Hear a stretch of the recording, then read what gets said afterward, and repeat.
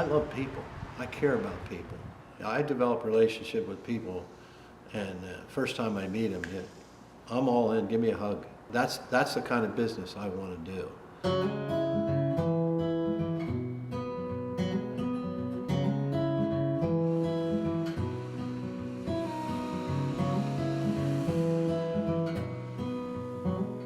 I started off my young working career as a mortician, a funeral director. I wasn't making much income as a funeral director, working for another funeral home. So I took a job with a company called RPS as a sales rep, and that's how I came across Mays Memorials. And I drove past that little shop up there on Pike Street, stretched my neck, and I turned around and I came back and I pulled in front of the business and I wrote the phone number down. And I called him January 5th, 1998, asked if he'd be interested in meeting me to talk about potentially selling his business. July 1st of 1998, my wife and I took over the operation of Mays Memorials.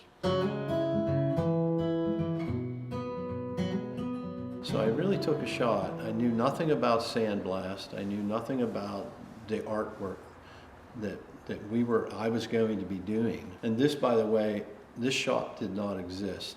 At the beginning, I was very, very stressed out because I didn't know what the hell I was doing, and that's what causes stress, the unknown. I had a lot of that for a lot of years, so I'd get up very early and I'd come over here and try to figure out what the hell I was going to do. All cemeteries are different.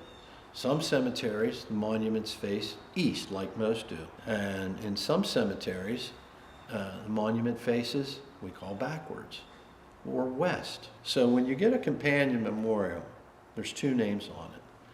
Generally, the man, when you look at the memorial, his name's on the left.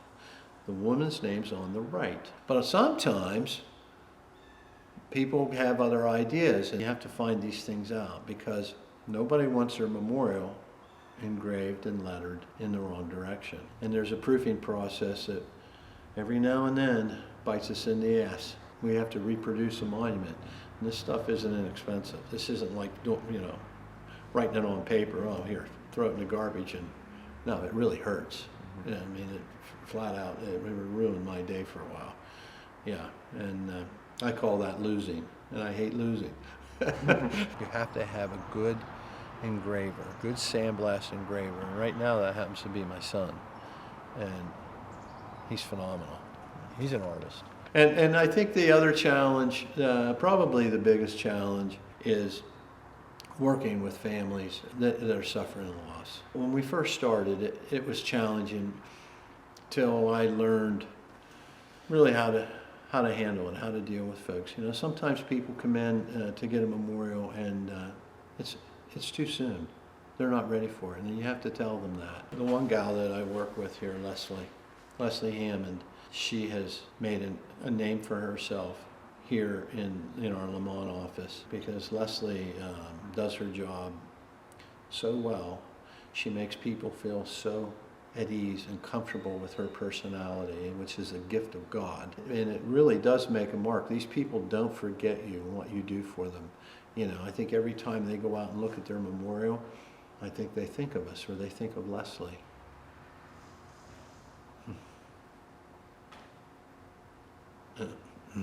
If you need to think on it. No, I don't need to think. It's an emotional thing for me. Oh, okay. Okay.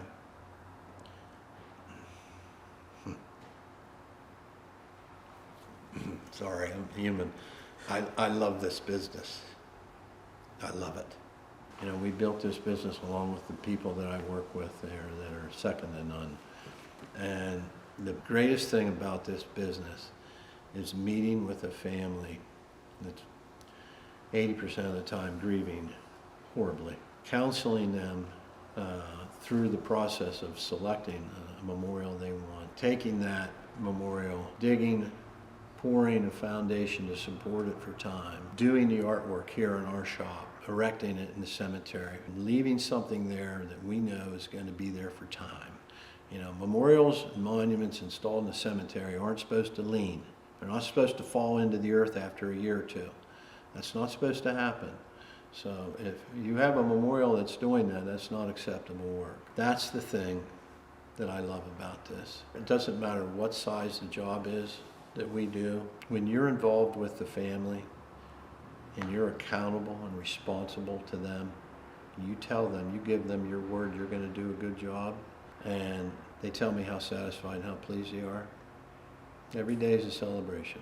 It really is. It makes my day completely. Do you call that winning? I call that winning. Yes, sir. If I had to tell young people anything, everything starts with getting your ass out of bed and being on time. Being accountable, being responsible. The only other thing you have to do, no matter what you decide to do with your lives, is work your ass off. Just work hard. Outwork your competitors. Look at yourself in the mirror every day. When you go to bed at night, brush your teeth. Now I'm going to do it all over again tomorrow, because that's what it takes.